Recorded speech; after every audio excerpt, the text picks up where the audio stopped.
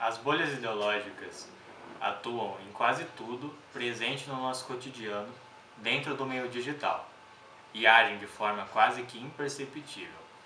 Elas utilizam dos algoritmos presentes em várias redes sociais como Facebook, Instagram, Twitter e entre outros, para reunir pessoas com o mesmo gosto e mesmas ideias e assim transformando eles em um nicho específico dentro da respectiva área da internet.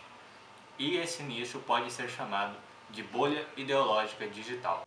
Entre as dificuldades de se combater este fenômeno está a acusação de censura política.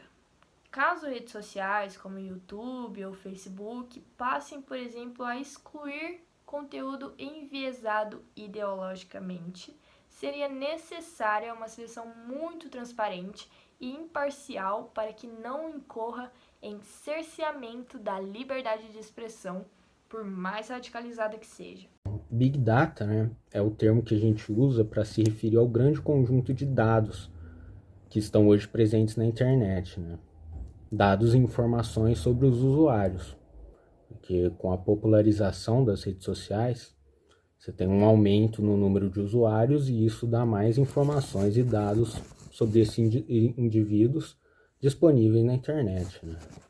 Mas como esse banco de dados ele é realmente muito grande, muito volumoso, a análise desses dados ela vai ter que ser feita por processos automatizados, ou algoritmos ou bots digitais que vão conseguir extrair desse banco de dados características, preferências dos usuários e dependendo eles podem até traçar o perfil psicológico desses indivíduos, né?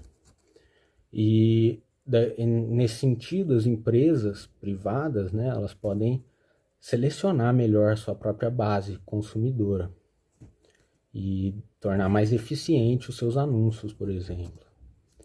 E até nesse sentido que entra aquelas noções de simulacro, né? Quanto mais informações, mais dados a empresa possui sobre a sua própria base de consumidores, eles vão conseguir produzir simulações que atendem melhor seus próprios objetivos, né? É nesse contexto que formam as bolhas digitais. O que são as bolhas digitais? São grupos partidários, tanto de direita e esquerda, e as empresas juntam esses dados por redes sociais, Facebook, Twitter, e conseguem formar um conjunto de banco de informações para sua empresa. E como podemos citar dois casos questionáveis, muito errados de utilização desses bancos de dados.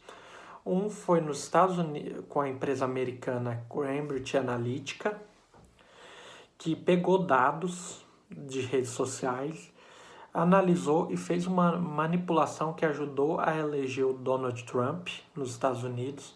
E a outra questão é no referendo do Brexit no Reino Unido. Para que seja superado a formação dos grupos radicalizados ideologicamente e a proliferação de informações falsas, é inevitável repensar os modelos de seleção de conteúdo navegando dentro das redes sociais. Também é um tanto quanto inevitável a necessidade de se discutir os próprios algoritmos, que se por um lado atuam de forma a selecionar as preferências e tornar mais eficiente a interação das redes com o usuário, por outro, quando utilizados sem responsabilidade, podem gerar incentivos econômicos para a radicalização e desinformação dos indivíduos.